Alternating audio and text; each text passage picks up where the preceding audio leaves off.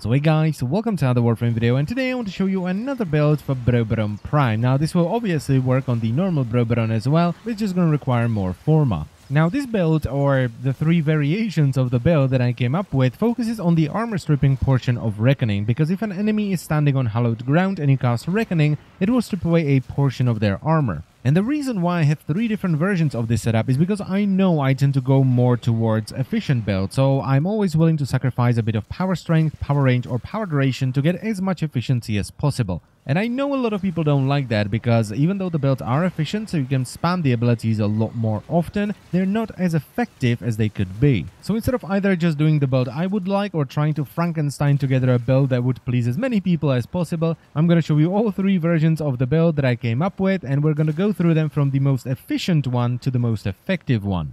So on config A, I have the setup that I would normally go for. This one has very high efficiency, it's almost capped, it has the highest duration out of the three, and also highest power strength, which doesn't really matter for this setup, but it's lacking in the range department. It only has 160% power range. This means that while the build is far more efficient than the other two, so you'll be able to spam abilities far more often, you will only be able to hit enemies that are sort of up to 20 meters away from you. And the limiting factor here is hallowed ground, which only has a range of 21.75 meters. On the other hand though, it's very efficient. Hallowed ground only costs 15 energy and Reckoning 30. There are multiple reasons why I like this version of the build the most. No, it doesn't have the most range, so you're not gonna cover as large of an area as with the other two setups, but it's so efficient you can just spam abilities all the time, and you can actually run renewal as well, which means you'll be regenerating some extra health and you'll be providing extra armor, which is always nice. It's just great for when you go into a mission and you have no idea what your teammates are gonna be and if they're gonna support you in any way, shape or form.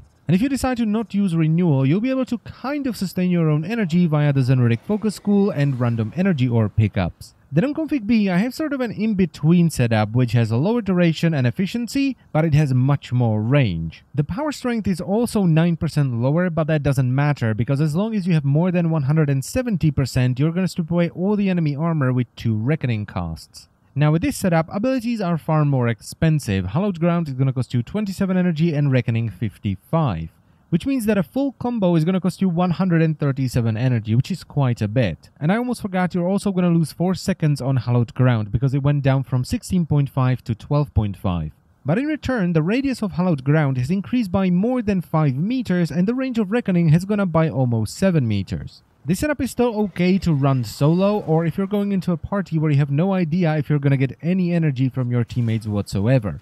But I wouldn't recommend using renewal anymore because you're barely gonna have enough energy to use a Reckoning. Now this setup is still cool and I can definitely see myself using it. The extra range is just nice, however, as I've said already, I'm not a big fan of the low efficiency here. Especially if you want to use the armor stripping combo, because for my liking, without any outside help, it's just far too expensive. And finally we have config C, which is the one that has the most range but has even less efficiency than the previous one. And this is basically as far as I was able to push this setup because we're using overextended stretch and cunning drift, so we're getting the most range we can, and we still have enough power strength to strip away the enemy armor with just 2 Reckoning casts. But this also means that Hallowed Ground is gonna cost 43 energy and Reckoning 85. So even though you now have almost 32 meter radius on Hallowed Ground and you have 37.5 meter range on Reckoning, a full combo is going to cost you 213 energy, which is a lot even if you have primed flow. And this baby right here is a party setup because it's straight up unsustainable without EV Trinity, who will feed you energy throughout the entire mission. I mean, you could technically sustain yourself, but you would have to use like 50 energy pizzas every 5 waves in defense. So while it is the most effective setup because it just straight up hits more dudes than the other two, it does require outside help to work properly. Now the best thing about this kind of build is that the armor reduction is percentage based, so it doesn't matter if the enemy is a level 5 Butcher or level 200 Bombard. If they're standing on Hallowed Ground and you cast Reckoning twice, you're gonna strip away all their armor.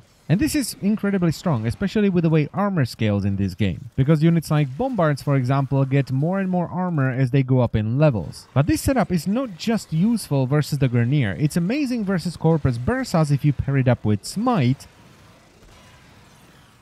And you can even use the armor reduction on Conquilists and Battalists. They can still get their elemental resistances if you hit them too much with a single element or a combo, but you can remove their armor, which makes them squishier.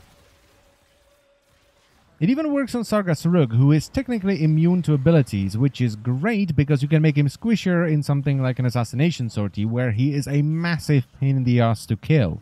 I think this setup is a great alternative for people who want to play Oberon, but they don't want to go full healer support with Renewal. You are still supporting your team. I mean, there are few things better than stripping away the armor of everything standing on hallowed ground, but you do it in a far more offensive way rather than just holding back and healing everyone, which you can still do if you choose one of the more efficient setups, so either config A or config B. So I would definitely recommend you try this build out because it's a lot of fun and it's really powerful as well. And I think I've been rambling for long enough, so I thank you very much for watching as always, and I will see you next time. Bye bye.